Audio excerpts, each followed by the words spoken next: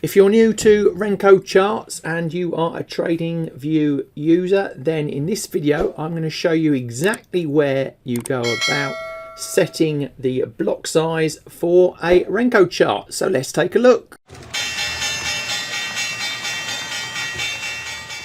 Right, so we are in a standard Renko chart.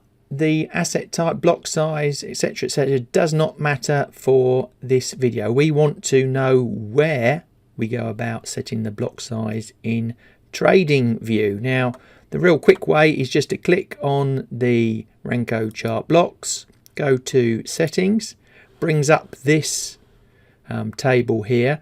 Now, you've got two choices. You can have average true range.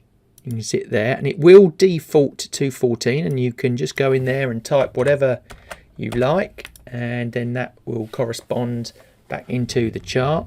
Or you can create a fixed block size by hitting it to traditional, and then whatever you decide by asset, however you've calculated out that block size. So we might want 5 in there, and that will change the blocks. We might want to default it to our original 10.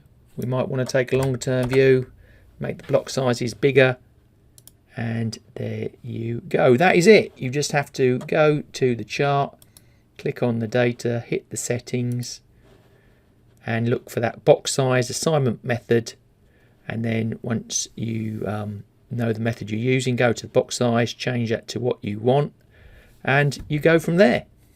So you've probably got two thoughts running through your head right at this moment. The first one is, well, how do I actually set the physical block size correctly?